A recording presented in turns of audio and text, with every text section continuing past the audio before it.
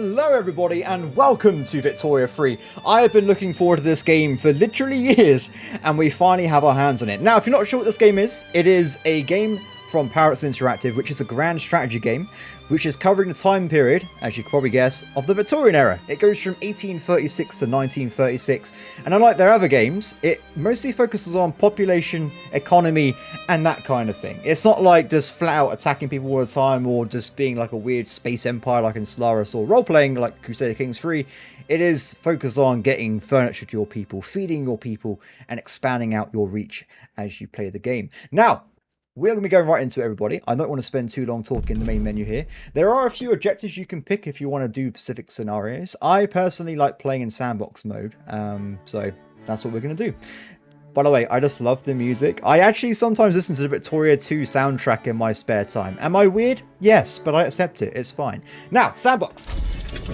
Let's have a quick look at the map, everybody. It's pretty beautiful, I gotta say. It's not going to look exactly like it is today. This is a few hundred years in the past, but this is the world in 1836. You can kind of see that it's a bit similar to today's, situation. Though, of course, there's a lot of differences, such as there still being the Native Americans owning a lot of America, and the United States not even owning California.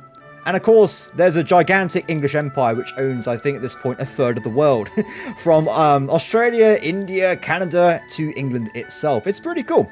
But we are going to be playing in a nice part of the world, which is down here. Now, I thought for our first series, I wanted to kind of play in a place of the world that was a bit of a jack of all trades. Because, of course, if you play in the middle of here, you're going to be dealing with diplomacy of the major powers killing each other to form Germany. Or if you're over by this location, you're going to be fighting continually with each other, trying to survive as a nation. But no, we're going to be playing in South America as New Granada. Now, this place has the opportunity to, of course, expand out economically. You can try and do a bunch of cool stuff here, and also we need to, or we can, if we want to, expand through conquest without being overpowered by such large, devastating countries such as Great Britain. Though, of course, there are still enemies such as America and Brazil we might have to contend with. Now, the reason I'm picking New Granada is originally I was going to do Argentina, the country I know plays in Victoria 2, but I saw that there was actually an achievement for this country to recreate Gran Colombia, and I thought, if I'm going to be doing a game, why not do one with an achievement, right? I love chasing achievements in games. I'm crazy. Don't worry about it. So, I've actually purposely not played this country until now because I want to try and discover with you what we need to do to make this country what it is. One thing I will say before we do start, though, is that this game is probably one of the most dynamic games they've ever made. You can do so much. I can literally turn the Papal States into a democracy, if I wanted to, or it can become a theocratic government in Great Britain and conquer the world in the name of the Protestant faith. No matter what you play, there's going to be a lot of things you can try and do differently each time you do it. I think it's absolutely awesome. But anyway, let's pray, shall we? Start. New Granada. Beautiful. Now, as I actually have never played this country before, we got to try and figure out what situation this country is in. So, kind of what I was saying only about it being very dynamic, each country has a different situation. It has different laws that are in place, so we can see that we are we're a presidential republic with wealth voting. So this is pretty much already a pretty advanced society in terms of democracy, where other places won't even have the ability to vote yet. They'll be stuck in the past. Or if that's what they want, that's what they want. We currently have a president who is part of the petit bourgeois, which is kind of like I'm not really sure. It's kind of like the middle class faction, I'm going to say, as well as the armed forces being in our government. But we'll go through that in a second anyway. But let's start. It seems that we have a plus income, which is pretty good because a lot of countries don't have that at the start of the game. So we're already in a pretty good position. It also seems that we have a slight problem with bureaucracy. We probably want to get some more dudes to get in there and do some more paperwork. Apart from that, though, it looks like we're okay. I don't think we have any enemies to talk about at the start. No, we have no real enemies apart from Peru, which doesn't like us that much. But apart from that, we're kind of just a neutral party in this part of the world. Now, there are many things we probably need to do. Something I have learnt about Victoria 3 in my previous few days of playing it is that there's always something to do, and there's always something that's broken. So, first off, let's try and pick a technology. It looks like we've already got a pretty good start with technology anyway. We've already got quite a few things. For instance, if I was to go and play as the Zulus, which are in Africa, I wouldn't even be able to build manufactories. I would be stuck with literally nothing. Let's have a quick scout around. We've got some pretty good military tech as well. And society, we've got a pretty good thing as well. It's a pretty good start, everybody. This is pretty nice. I'm going to say we're going to go for atmospheric engine for... Actually, no. Intensive agriculture. There's a reason for this, but we'll explain it as we go along when we actually need to do it. Now, before we do anything else, I'm going to quickly go over what this is. This is my country rank, by the way, so you can keep an eye on how we're doing by this number right here. I will say, we may already be 34th in the world out of a few hundred nations. Where is that button for it? Oh, they ain't even got a rank. Oh, these are all the tribes, which aren't really real countries. There's a lot of, like, decentralized ones. In theory, I could be playing as this guy and being ranked 216. But we're not going to do that right now. We're playing as these guys. Now, rank is mostly based off prestige, by the way. So it can be affected by many things. For instance, England has 1,409, where I only have 34, which is pretty crazy. For instance, it's affected by country tier. They're an empire. The GDP of the country and its subjects. The army naval power. And also that of its subjects, as well as other things such as making the most of a certain good or percentage increases from technology or events. Now, we're not going to worry about this too much for now because, well, we actually probably want to build a country first instead of just rushing forward. So instead, I'm going to go and pick a law we probably want to push through. There are many laws that you can see right here, split into different categories, and they all do different effects. So I'm looking at this. We're actually already pretty nice with the... Actually, I'm not going to lie, guys. We actually have amazing laws already. This is pretty good. Ah, I see a glaring problem with this setup, everybody. We have slavery, which I do not want in my country. Slaves do not pay taxes. And I guess as well, there's some moral issues there as well. But mostly, they don't pay taxes. So we probably want to get that unbanned as soon as possible. Let's have a look. Who would want to get rid of this? The Intelligia want to get that done.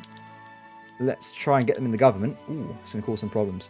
So, you've got to try and balance out your political parties in this game if you're a democracy mostly. If you're an autocracy, you can pretty much just have one party in power and it won't really matter too much. They're going to have loads of legitimacy. This affects the speed that you do certain laws and stuff. If it's really low, you're going to be waiting literally decades to get anything done in Parliament. So you want to try and get it as high as possible, but also low enough that you can do what you want. Let's have a quick look. So apparently we need to bring in the Conservative Party.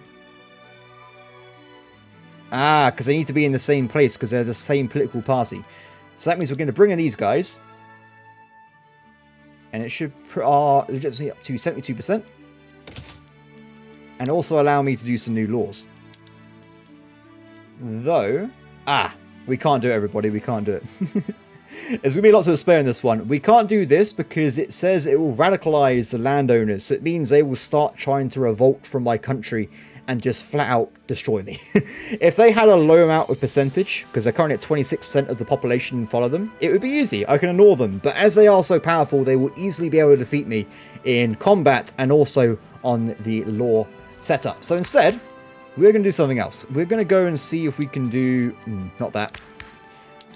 Most of these things, such as healthcare and schools, require you to actually have pre-required laws, such as pharmaceuticals to get healthcare. Now, I'm not really sure what we can pick here, to be honest, because... police. This is a nice one to go for. Most people actually want police in their country, because it does a lot of things here. You can see it reduces radicals, which are kind of people that upset your government, as well as penalties from turmoil, which is... if you have a state with a lot of radicals in it, you get a negative to stuff such as tax income and stuff. But anyway, we'll go for this, and it'll be a nice little law to start us off with. Every month... actually, it's not every month, is it? As time goes on, this will fill up, and eventually, on 25th of July, they will do a vote. And I have a 52% chance of passing this law, or a 47% chance of making it have a higher chance of success next time. I know it's a bit weird thing to follow there, but it makes sense over time, don't worry. I don't want to spend too much time talking, because otherwise people get bored. Anyway, apart from that as well, let's quickly see what's going on here with the market. We currently already have a pretty good balance here, but we're lacking a lot of wood. And we need wood to build things. So I'm going to see... okay, we've already got a bunch of markets here and a bunch of buildings. And only one logging camp for this entire nation. It seems a bit low, everybody. It's a bit crazy. Now, there's things we can do here. We can just flat out build more logging camps so we can get more stuff going. But there are also things such as production targets which makes them more efficient, but it requires input goods to do so. So for instance, if I was to do this, I would get plus 30 more wood from this one building, but it requires tools. But we have no tools, so we can't do that yet. So instead, we're just going to flat out build some more stations.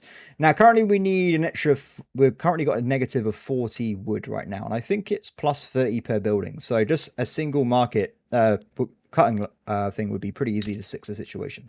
And after that, we're also going to queue up a tooling workshop as well. Anyway, play the game. I'm going to try and play on the speed 4. Mostly because, if I play on speed 5, my PC is a bit ridiculous. If I press this button right now, you can kind of see it's a bit ridiculous with the speed right there. And speed 4 is a nice middle ground. Otherwise, it's a bit too slow for my liking. I normally play on maximum speed in EU4, and that's just how I am. So, there's already a lot of stuff happening in the bottom right here. There are places calling each other rivals. Has anybody rivaled me? Yes. These guys have. It's kind of interesting. So at the start of the game, Brazil starts in kind of like a civil war between two different locations here. I wouldn't really worry about these two nations because I've never seen them win the war. So I'm pretty sure we give it a few seconds and Brazil should probably win. Actually, can we see a battle going on? Yes. Battles in this game are not very graphic, as you can probably tell here, but they are pretty interesting. They're kind of like semi-automated. You put units on the front line, and they will automatically attack and defend each other to win the objective. So it basically means it's a lot of a hand-off approach compared to previous titles. I kind of like it, to be honest. I'm always very lazy when I play these games. If I got, like, I don't know, 20 different armies to manage while doing a navy in EU4, it's a bit ridiculous sometimes. So I'm okay with this. Anyway, so that's already working out for us. We've already started building this. We've only got a production speed of 5, which is really, really slow. In fact, it would take 137 weeks to build this one tool workshop, which is not going to work out for us. That's like half the game. So I'm actually going to be building some construction sectors, which increase my speed by plus 2.0. It's not a lot, but it's an increase, right? The problem with this, though, is that it means it requires more wood. So it's a bit awkward. But we'll do it anyway. I just want to speed things up a little bit. Because, in my opinion, having a very fast construction sector will make you very powerful very quickly. In my last game, I actually had such a large construction sector that it didn't actually fit on the queue page anymore. It was so large I couldn't even see what I was building in one go. But that's in the future, everybody. We're going to worry about that right now. Oh, I forgot. While waiting for that to happen, if we go into the thingy screen, we can see achievements. This is what I was on about earlier.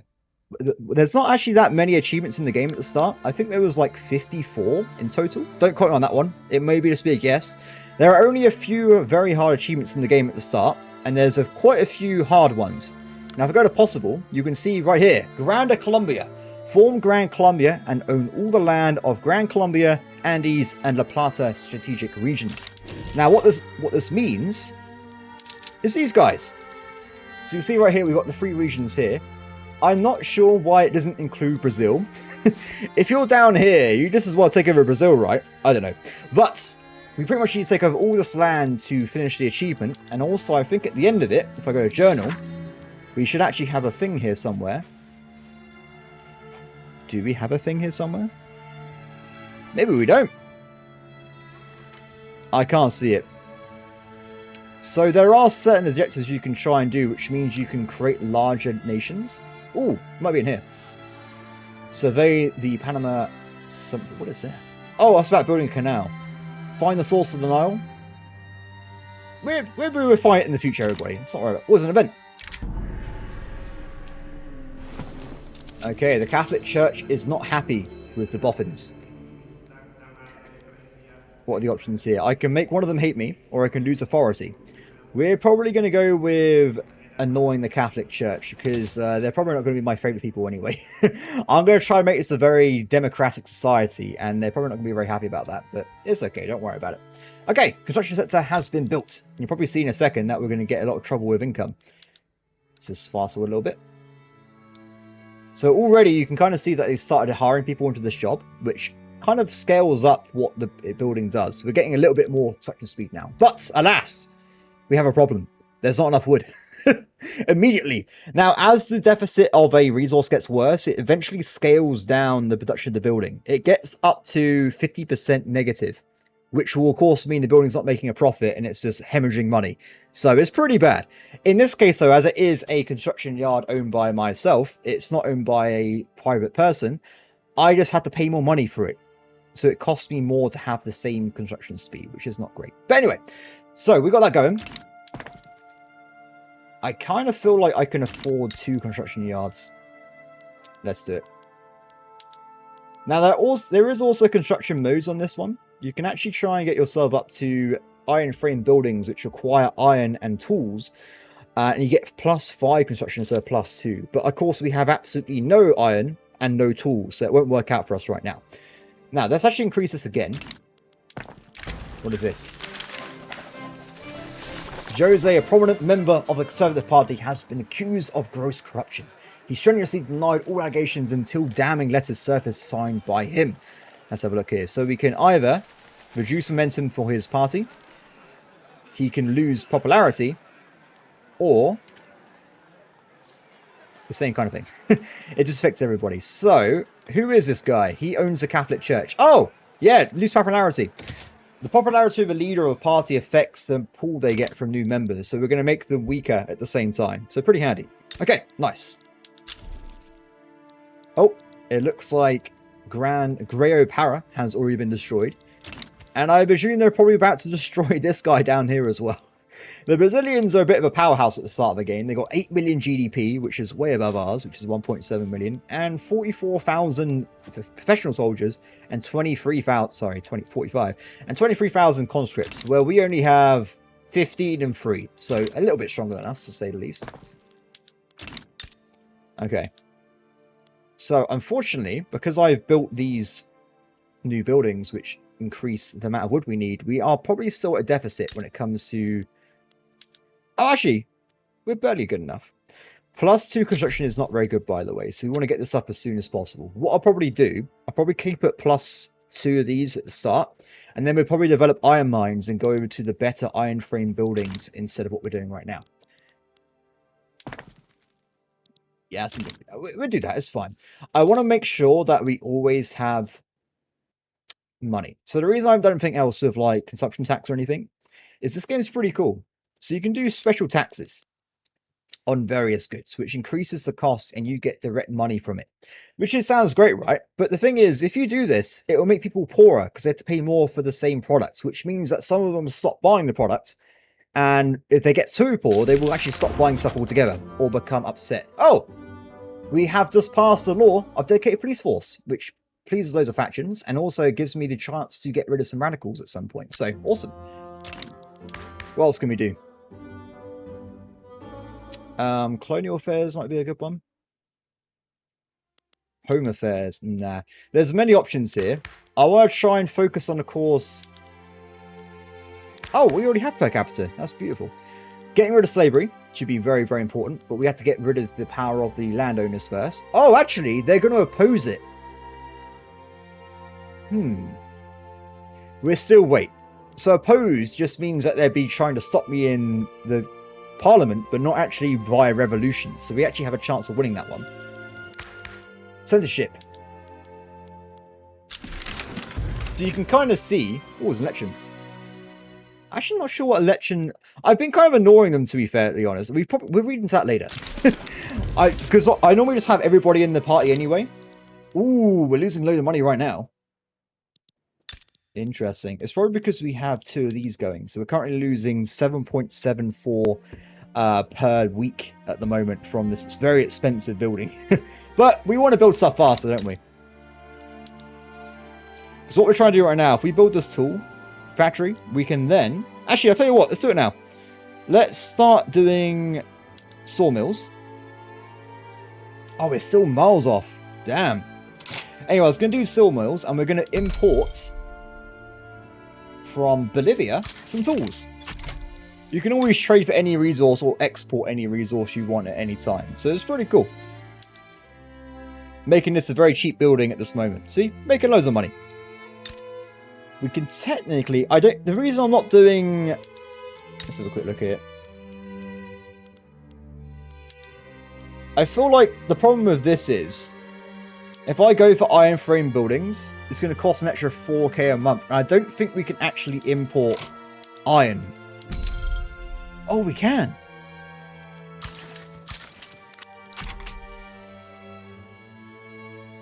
That should fix it eventually. Now, probably what I just done now is that we're going to be using a lot of tools and a lot of iron, which is not great. Which basically means that we're running out of bureaucrats. Now, this means I get a negative 46% tax waste at the moment, which is ridiculous. It's really, really bad. But there are things we can do to try and fix that, such as increasing the amount of government administrations we have. Now, in theory, if I do this... Oh, it doesn't do it enough, does it? Oh, we have paper already? No, we don't. We have no paper. I'm actually surprised that we're losing that much already. That's pretty crazy. Trade routes. Ah, the game already has a bunch of trade routes we don't even need at the start of the game. Interesting. Okay, so what we do, we get rid of a bunch of these trade routes. Let's go into this quickly. We will drop off the coffee route, sugar, small arms and artillery, luxury clothes, and done. Balanced out. That was easy. Sorted. But of course, now that we got a higher level construction speed, we're at 14. Actually, it should be 15, but we're a little bit shy of that. We are spending 11 grand per week on construction. We can ignore this for a little bit. So actually, what I'm going to try and do is do construction tax. Now, I said earlier that it wasn't the best idea, in my opinion. But while we're trying to build up our nation quickly, I'm okay with it. When we get loads of money and we got loads of construction speed, I will taper this off at some point. Okay, we're still losing a lot of money here, but it should be okay. It should be okay. Because we have 100 grand in gold reserves, so as long as we make some money back quickly, it shouldn't be a problem. Okay, so as that's happening... Oh, we still have our missing materials here. Missing loads of stuff. When we get this going, we can start making our own tools. We currently need 30 for our entire nation. So this one building makes 30 at the basic level. So that has been sorted. Next thing we've got problems with is, I'm going to say iron. Do we have the capacity in this nation to build iron? Yes, we do. We can make iron mines in this location over here. So I'm going to go and build, what do we need? 100 iron. So the first level iron mines only give you 20 iron per time. So we're going to need to build, actually, yes, we're going to need to build 5 iron mines to deal with this. Now, as time goes on, and we get better technology, such as the atmospheric engine pump, this will actually double the output. So you can actually get 40 per mine, but you also require coal. Luckily for us, we also have coal we can make as well, so it's not that bad. Anyway, we're about to finish this construction here. Actually, something we can do. Because at least until we get rich, I'm not spending money. So we're actually going to reduce the military's budget by changing the type of military we have. So this is our barracks. Let's go and quickly find one. You can kind of see they got some offensive ratings and defensive ratings, and they have items they use. Now, at the start of the game, for this faction at least, you have cannon artillery, and you have line infantry. Line infantry requires small arms, and of course, cannons require cannons. They both cost a lot of money. So just by reducing this down, I save £622 on this situation here. Let's go back over here. If we do it from this way, you can do it in one go. So I would actually save £1.65,000 per week by changing this over. Danger of this, of course, is that I reduce my rank, and also people might try and kill me because I'm weaker. Actually, what we should do, let's start improving relations with nearby people. The reason I'm doing this is that if people like us, they might defend us in battles. Done. Now, every time I improve relations, it costs a little bit of diplomatic resource here, influence. I already have a lot anyway, so I'm just going to spend it all on random happiness. I'll just send up my diplomats, they can go out and try and get people to like me. Especially Brazil, because Brazil's probably the most likely person that might try and attack me, but we'll have to see what happens there. But luckily for us, Britain and the Netherlands kind of like us, so they might protect us if we get attacked. At least I hope so anyway. Anyway. How is it going, guys? We got this going? Yes. So this place is actually not making a lot of money because it's not profitable. We already got loads of tools in our country, so they're not hiring more than 2,000 workers. If I now go and remove the trade route we did earlier... Ooh, just more sweetly. If I remove these, the price... The demand for tools will go up, meaning that they make more money, and then that means they would actually make more profit to buy more workers. It's a pretty cool system. It kind of like self-regulates itself. So you can see right now they're making £500 a week, and that means that they should get more workers to make more tools. They can make more money. Okay, we've actually unlocked a technology called lathe, which unlocks better production styles for textile mills, furniture, and glassworks. Now, do we actually have any of those? We do. Interesting. Though I'm not going to change them right now because there's currently issues with various things. Like it's going to cost more tools if we do this. Oh, we've also unlocked mobile artillery, which is a better version of what we saw before. It requires artillery again, but it requires more artillery for more effects. Oh, it's starting to get interest now, which is a bit scary. Let's hope it goes okay. We may have to try and get the budget under control a little bit faster, actually. I've kind of been messing around a bit too much. It's fine, don't worry about it. Okay, so in a second, we're going to get this up and running. We probably want to get something that's increased our money. So we're currently doing consumption taxes on furniture, services, and tobacco. Now, if we increase any of these, we get more consumption tax. So by that, I mean if I make them cheaper, we get more money in return. So we just saw it a second ago. How do we want to deal with this? Let's just give it a few seconds. Now we're starting to get iron come in. It should actually decrease the cost of construction. Because right now, most of our income is going towards the construction. £11,000 a week is going towards making new buildings. Oh, minting. Very nice. So you're wondering, by the way, how I'm getting all these technologies. Technology kind of spreads dynamically throughout time. It spreads to a random one. Let's go and see if we can find some. So right now, we are getting this through technology spread. We're just going to get it at some point because it's spreading to our country through like this general knowledge spreading throughout the world. You also have the opportunity to make one technology a priority for your nation and you spend your own innovation on that technology. So I have decided that we want intensive agriculture and all my innovation is going towards that. There is no reason, by the way, that you can't just double them up so you get a super fast technology if you want to. But I really want intensive agriculture. Okay, so anyway, what I was talking about, I was hoping that by fixing the price of iron, it should reduce the cost of building. So you can see right here that it costs £7,000 just to buy the iron, and it costs 75% more than it would normally cost. So just fixing iron should, in theory, fix my budget deficit. Now, the problem is, the longer we wait, the worse it gets, because if you are taking credit, you actually incur interest on that, and credit can get you in trouble quickly with interest, everybody. It's a disaster. Okay, nice. Intensive agriculture has been created. I went for this one because it's absolutely amazing. It's brilliant. So a lot of countries at the start of the game have problems with food. There's just not enough food for the population. It costs a lot of money. People are poor. They spend all their money on food instead of like luxury goods or like furniture. Now, what this does is that it does two things at the same time. It allows you, if you go to rural, it allows you to increase these farms to have soil enriching farming, which where is this? Let me just quickly find it in person. It's over here. So this farm currently produces 35 grain. If we do this, it will now give us 30 grain on addition. So it's a massive increase in grain. And also, it gives you better quality workers. So farmers get paid more generally. And also it reduces the power of the laborers and the slaves as well as the clergymen. So pretty handy for us because we want to move away from being a religious society.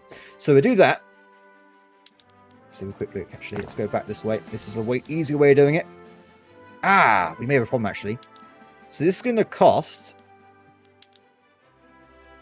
plus 30 fertilizer. You can actually get fertilizer by sending grain to the ranch, which will give you more fabrics and produce some fertilizer. So we're going to have a bit of a deficit at the start here. We'll do it anyway, though. Oh, it's not enough. There is not enough, everybody. How bad is that debuff? 33%. Not great. In fact, what we'll do then, we will turn this back to simple farming for now. And we need to make more livestock. So this is over here, right? Let's increase the amount of these guys by 2 at some point. Oh, nice. Go for atmospheric engine next so we can increase the efficiency of our mines. Okay, so now we've got that sorted out. it means that we create more fabrics, which is actually a construction item used to actually reduce the cost of all like the clothes construction and the cost of making new buildings a little bit. And also we get ourselves some fertilizer which we're using elsewhere. I'm actually quite interested in this actually. I never realized this. So there are multiple buildings that create grain. As you can see, we've got a rice farm and we also had a, where's the other one? Maize farms. Oh, they're split into two groups. I see. Oh no, that still doesn't make any sense actually. Oh, I never noticed this before. So the rice farm requires 10 fertilizer per building to get 65 grain, where this guy only renews 5 per one. But you have less grain, I see. There's like a trade-off there. Same output, but different ways of doing it. Okay, also, while we're messing around, let's get a new law in, shall we? Let's have a look. State religion. Ooh, that's going to annoy some people, though. Oh, yeah, we can't do that. That radicalized 3 parties, which would be a complete disaster. I don't think there's anything I want to do at this point. Well, stuff that I can actually achieve. I guess in the background, we can just put on... Yeah, let's just put on this. Let's just attempt to get rid of slavery. And we have a 12% chance of actually doing it. And we won't actually cause the landowners to rebel against us. So we'll give that a shot. Yeah.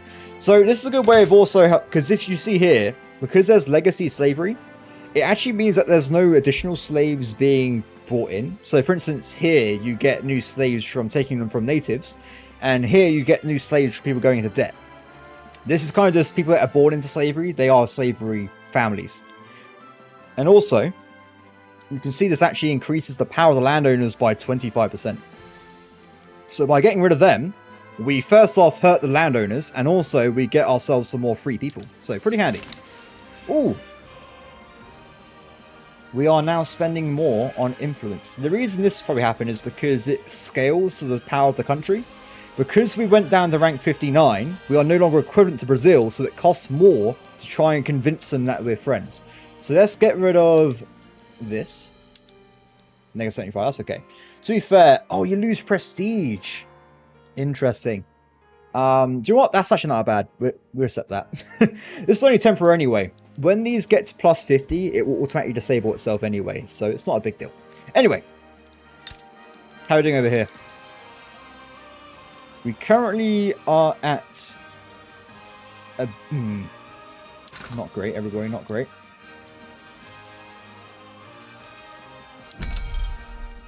Let's import some stuff in the meantime.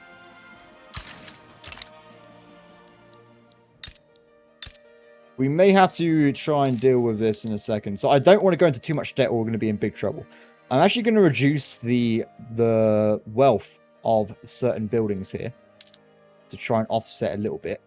I don't want to go too far with this because, of course, if I increase the amount of tax, then people have less money, which means they buy less goods, which means I make less money. So it's a kind of like a... it all kind of adds together in a way. You want to try and keep it as low as possible, in my opinion. But that's where it's quite interesting, because depending on how you feel about tax in real life will determine on how you play this game. But we have to make the tough choices, everybody. The tough choices to bring our beautiful country forward.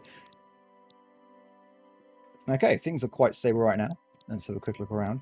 I wonder if I can increase the chances it's passing. If I bring in the trade unionists, it will actually increase the chance of us passing this law. Though, unfortunately, they are not actually part of the government or available because they're so weak. They're not even considered part of, like, our national parliament.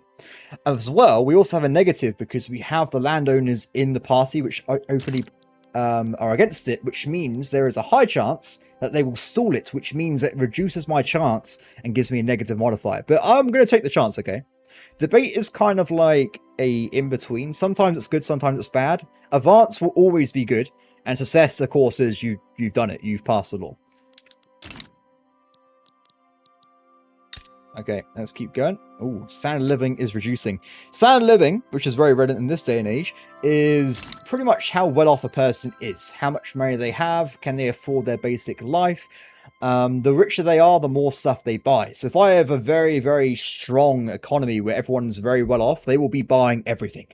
If they're very poor, they will barely be able to buy food, let alone anything else. So it's a very interesting scale. As people get richer, they need more goods. It kind of works out that way. Okay, things are looking good.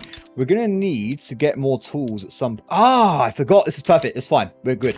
What we need then is we need coal. So a quick look here. Infrastructure is at 12 out of 18. Infrastructure, if you go over that cap, it means that you start losing market access, which kind of means that you have a percentage reduction on all buy orders and sell orders in the region. If you have a region with 0% market access, they can't purchase anything from your nation. Only domestically they can actually buy anything. So it's very important that you do not go over infrastructure capacity or you'll be in trouble. Now, I do want to build myself a coal mine. Now, we're going to do that right away if we can. Oh, I've already queued one up. Where did I queue one up? Is that here? That's somewhere else. Okay, let's build one. So the reason I'm going to put this at the front is because in a few weeks' time, well, 14 to 21 weeks, we're actually going to be able to get atmospheric engine, which means we can double the output of our iron mines, which we discussed earlier, which will require more tools and more coal.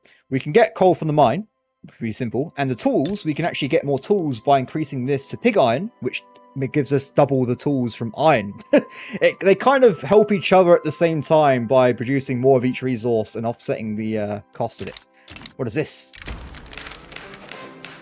It's one of these events. What is this event then? Let's have a look. Oh, it's a good one. We got it, everybody. So apparently, more pragmatically inclined members of the landowners currently opposed to the passing of slavery ban have offered to change their stance were they to be offered certain political concessions. Such concessions would not be popular with the Integia. I really can't say that name.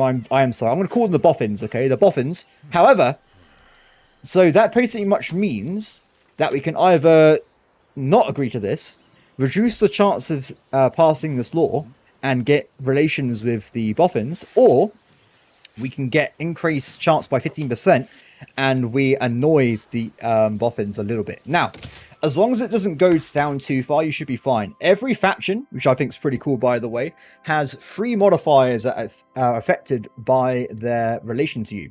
Now, you can kind of see already where this may be, but we have a negative. Every faction has a negative. If they don't like you, if they're unhappy, under 5 relations, they will apply a debuff. So in this case, we get negative 20% agriculture tax, ranching, and plantation, which is actually quite bad because it gives us more money if that wasn't enabled. Where if they're kind of like you, you get, for instance, plus 5, you get 20% more influence in this faction. And if they really like you, you get plus 20% can't talk, everybody. Aristocrats. Investment pool contribution. This is quite complicated. We'll go over it a bit later, but it's a very important thing, trust me. Now, I'll do a quick hint, by the way. You've probably already seen it on other people, like on the Paradox streams. There is a very important... If you like fighting people, yes, this is where you want to be. If you are fighting somebody, I recommend you go to budget, you increase military wages to maximum, which will give you plus 5 armed forces approval, and it will hopefully give you plus, well, I think is it plus 10 or plus 10 loyalty, which will give you plus 15% offense and defense. This is huge, because normally you can only increase the power of your army by the production method, the general's traits, or in this case, patriotic fervor. Now, this actually scales up as well based on the power. So if you have a very powerful army, armed forces, you can actually get plus 30%. I think it shows it to 45 as well. But it basically means you can be the most powerful person on the planet if you just give them a little bit more money during wartime. It's a great hint, I gotta say.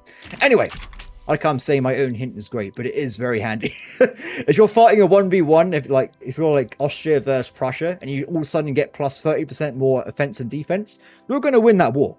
It's simple as that, really. Anyway, what was I talking about? Oh, various things. So that's what we just did there. Now, we're fine. That's all we need to do, really. We'll just keep going from there. Now, things are looking pretty stable for us right now. We are playing the game still. We've got 16 weeks left on this coal mine here. Now, also, I got to say as well, probably should go over it earlier, every good kind of has multiple things it does, which is pretty awesome, by the way. So coal is going to be used in a lot of stuff. You can actually see here, it's used in all of these buildings. There's so many buildings it's used in. And it's also only produced in one location. But it also is consumed by a population as a general demand. So if you have loads of coal just sat around in the market and it's cheaper than, for instance, wood, they will buy this instead of coal. They would buy this instead of the wood. You can kind of see here actually as well, which is pretty awesome. If I, for instance, have a person buy coal, it's equivalent to 1.5 units instead of 1. So it's a more efficient source than the original wood heating. So it's pretty cool how that works out, in my opinion, but it's pretty awesome. This game is very complicated, if you can't tell by now. I absolutely love it. This is probably going to ruin my life for the next rest of the year. I've been given it for like 2 days. Thank you, Paradox, for giving me a key, by the way. And I put like 50 hours into the game in like 2 days. You think, how's that possible? It's not.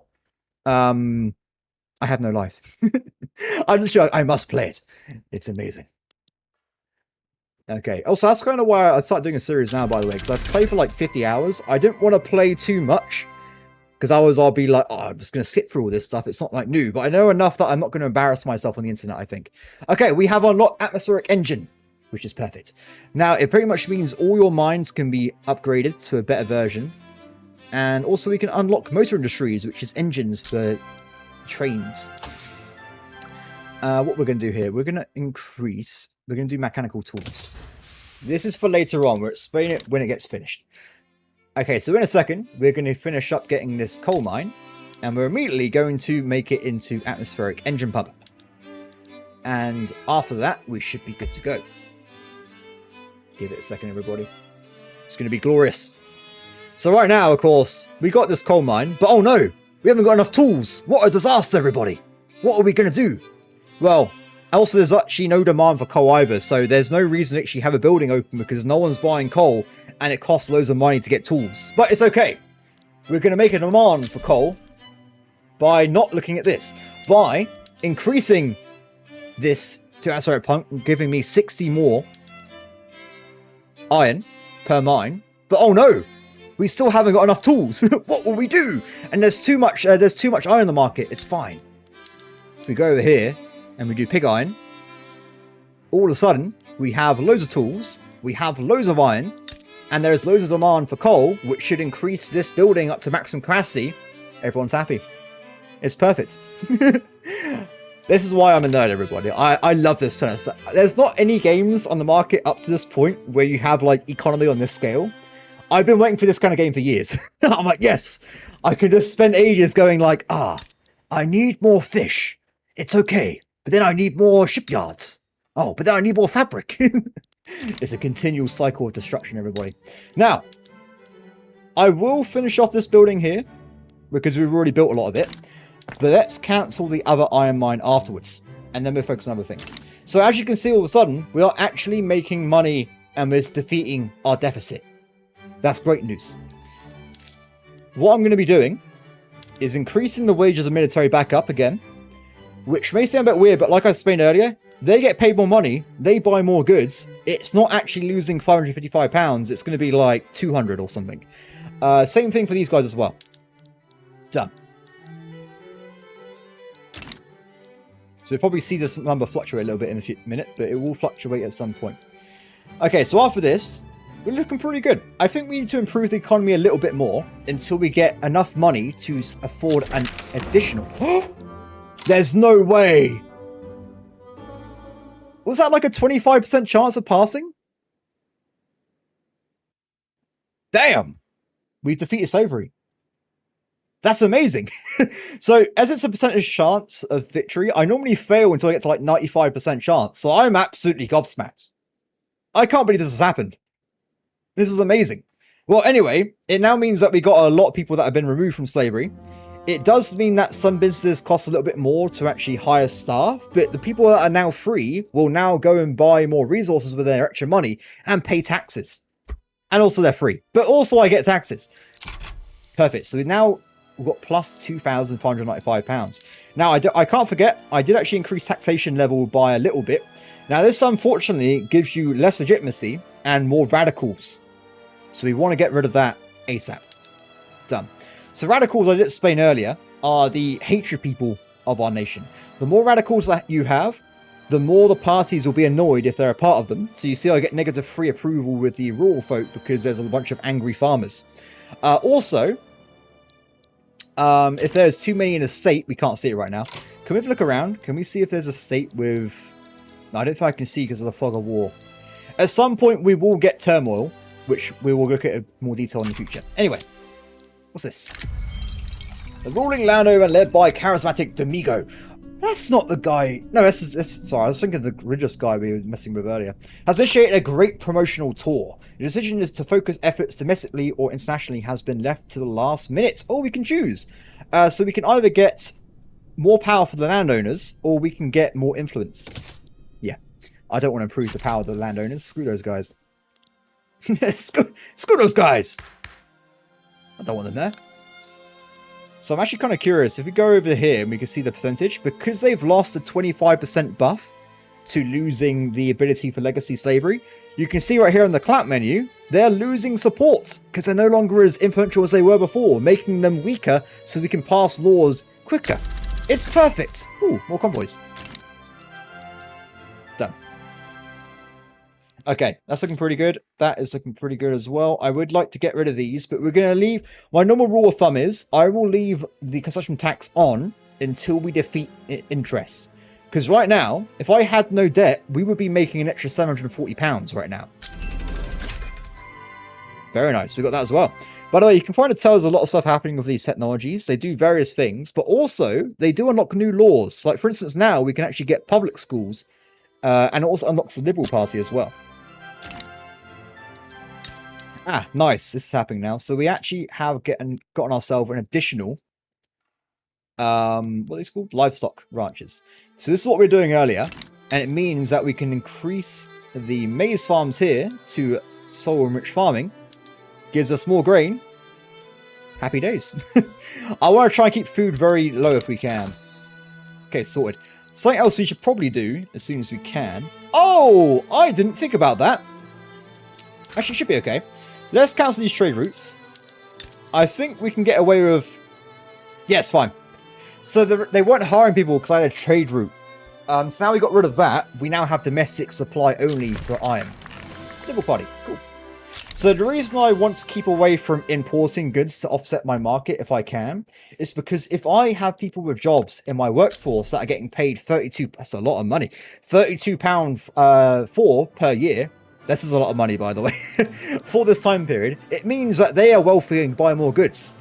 I don't want to help a random country across the planet. No, I want my people to be rich. Unless I have no workers, everybody will be given a good job. That is my motto, everybody. We will make the world a better place. They can't stop me.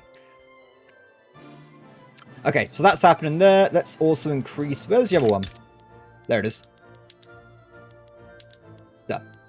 Ah, this building actually is quite unique. So, depending on what kind of building it is, you can do different things. So, for instance, here, we can actually convert this into a fig orchard, which would make you get less grain, but actually allow you to get fruit and sugar. Now, depending on where you're on the world, this could be amazing. Because various things require different things. Yes, technical terms. So sugar is used for making liquor and stuff. If you have no access to sugar, like for instance, if we go over here.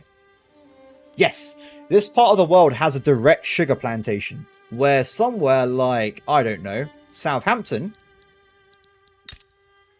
Oh, it's not even called Southampton. Portsmouth? What is this? I can't believe it. Disgusting. No one can tell where I live at all. That hasn't given it away. That's fine. Yeah, so places like, let's just say Southampton, which should be on the map at all times, has no capacity here to actually build fruit plantations.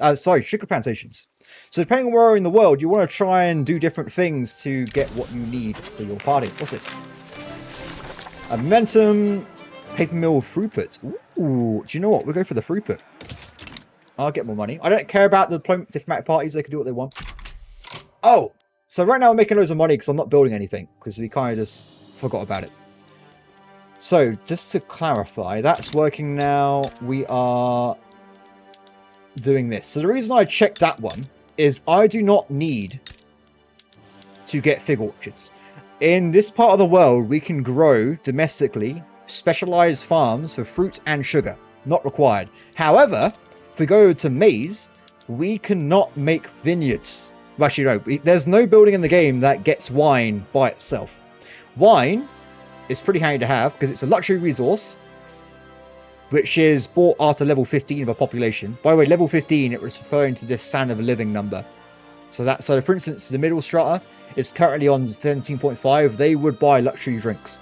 So if we do this, we would start making wine, which should be sold in the market and increase production. So you'll see right now there's absolutely zero demand for wine because no one knows it's available. Now they know that they can buy it, they start buying wine. It's pretty cool. It's especially as well if you consider that this luxury drink has tea, coffee, and wine you can get for the same thing. You can have a very diverse economy at the same time. Anyway, so where's the other one? It's over here somewhere. Done. Quite cool, by the way. I love it. It actually has a little substitution thing which estimates at the very time you do it how much money you would make or lose from changing this production cycle. Though always bear in mind, in this situation, it says I lost money. Yes, it does. But it also means that the wine will start being sold more, so then it would be more money overall, in my opinion. But that's just how it is. Anyway, so what do we need next? What do we need next, everybody? So we got enough tools. What are we importing right now? Wood. I want to get rid of all my imports first, so we're going to increase the amount of wood production we have. Oh, actually, yeah, we need more wood. We need more wood. Let's build one more logging camp. And after that, we will also build a shipyard in Panama. The reason I'm building a shipyard is because we are also importing clippers for trade. So we get rid of all our domestic production at that point, and we can go from there. Also, if you have noticed, let's get rid of that trade now. If you have noticed, there's already a dynamic trade route that's formed in Venezuela. They've started to buy my tools. So that means it increases the price of the tools in my market, making my guys getting them more money. Ooh. But also it means I need to have more tools, and it's not my own balance of my economy anymore. It's a pretty nice way of doing things, but it is what it is. Anyway, through the widespread introduction of atmospheric engine in the mining industry, productivity is at all-time high. So we can choose between different things here. We can do plus 33% income of all mines for 5 years. I don't like this, because I'm going to build my economy based on being balanced, and if I got this, it's going to mess it all up. I'm going to forget about it. 5 years' time, I'm making 33% less coal. Awful. I don't like it. Sucks. I hate it. Or we can increase the technology gain of railways, or we can do it for water tube boilers. Now, if we have a look at the technology here, I think they both cost the same amount. 31 months. Yes. So, we're going to go for railways. Because who does not like a nice train, everybody? We'll go for that one first. Done. Okay, how are we doing, everybody? How are we doing? So, we are currently defeating debt again. We're building a new logging camp, and we want to try and get enough money to build an additional construction yard. Before we do this, though, we probably want to get ourselves probably 2 more logging camp, or 1 more additional logging camp, and probably another factory for tools, I'm going to say. So, I'll put this up a little bit again. Actually, we'll build one somewhere else. We'll build one here. The reason being is that, first off, spreading out infrastructure makes everyone more wealthy on a general basis. And also, we can institute in this one hardwood production, which is a different type of wood, which is used on more precision construction. So, for instance, it is used in making artillery, shipyards, and furniture. Well, not all furniture. Let me just clarify that one quickly. Give me a second, everybody. This is regular furniture. It does not require hardwood. If we were to make luxury furniture, it would require hardwood to do it. Done. Do you know what we should be doing, everybody? Just realizing this right now, because I'm an idiot. Why are we not? Oh, we've lost a lot of legitimacy. Let's fix this, shall we? So, it's because the petty guys left the conservative government. There you go. So what I'm going to do here, we're going to... Oh, wants to join Liberal Party. There you go. Sorted. I actually wanted to bring in these guys anyway, so that's pretty handy for me. So now Liberal Party is made up of 2 nations, and we have 2 in the Conservative Party, and we randomly have the outlying armed forces. So we're back up to 74 in legitimacy, and depending on who you bring in your government will depend on what laws you can try and pass. So because we've now brought in the industrialists, it's going to bring a new set of laws that they might want to try and pass. I say that, they're not... I was expecting to try and pass one of these, but never mind. Let's have a look around. State religion. I do want to defeat the Catholic, the church, but they're still too powerful for us, so they take us down. Segregation? Nice. So, depending on how you want to play, if you want to be like a dictator that just has one state and you just rule the world like a madman, you can do that in this game. You can go for ethno state. Everybody else in your nation will be discriminated against and will probably die from starvation. Or, if you're a nice person, you can go for this, multiculturalism, which will mean every nation, every culture in the world will be accepted into your beautiful country. Now, right now we're in racial segregation, which means cultures will be accepted in my country if they share a cultural trait, a heritage cultural trait. So if we go and look at cultures, you can see right now, I am North Andean, because a bunch of stuff here. I love your umbrella. It is absolutely beautiful. Where does it say, everybody? Where does it say? Cultural traits. So they are based off a heritage of kind of like the Spanish colonization period, and also Europeans. But, oh wait, how does that share? I don't know. Anyway, moving on. These guys are the natives of this location, and they do not share a trait with me, so they are discriminated against, which I don't know exactly what it does. Does it tell me what it does exactly? Pops can be discriminated against if their culture and or religion are not accepted in their country. Discriminated pops get paid less than their peers, have less political strength, are less likely to develop qualifications for certain professions, and naturally become radical over time. And they are more likely to emigrate. Fair enough. By the way, you can lock immigration, so you can keep them in, or you can let them go if you want to, but whatever. Anyway, so that's that. What we will do then is we will focus on increasing this then. So if we go down to cultural exclusion, you see that the only thing it requires is it shares a cultural trait with any primary culture in their country. And we can do it. That's fine. No one's going to be too angry with us. So I'm kind of curious, by the way. So I think that's what I got a little bit confused with earlier. I'm pretty sure this is a heritage trait. So we are equivalent to everyone in Europe pretty much. This one is the general cultural trait. So when we get that law passed, a bunch of different cultures will be accepted here as well. So for instance, it says here, Afro-Caribbean, which I think is all in my country, and they're currently discriminated against, so they'll be allowed to live here. The reason you would do this, by the way, is because, in my opinion anyway, this is why I like doing it, people will be more likely to migrate to your country. They get paid more, so they buy more goods, so you get more taxes. It all goes back to taxes. And also, if they are happy in your realm, and you just make them a happy dude, they have a chance... Oh, not these guys. Damn it. If they are living in a location where they only... it's not their homeland, and they are happy, they have a chance of assimilating to your main cultural type, which is pretty cool. So you can have like some Irish guys migrate over. They are happy, so they kind of... what's it called? They kind of accept your culture and become your culture. Don't ask me how that works, but it works that way. So you can have a lot of immigration, convert them to your main primary type, and have a more stable nation over time. If they're discriminated against, they will just be angry and leave. Anyway, everybody, I think that is going to be it for today's episode. Oh, we became Colombia! I just noticed! Where did that happen? I didn't even notice that. This is where it happened right at the start. I just didn't notice at all. But anyway, I hope that everyone has enjoyed this first episode. I got to say, this is definitely a game for me. Though I understand with how YouTube works, people probably on my channel will subscribe for Bandlord or something. This is the kind of game I like the most, everybody. I'm sorry. I can't help myself. I will be playing this as a series. I am really looking forward to playing this game. And once again, thank you to Paradox for giving me early access to the game.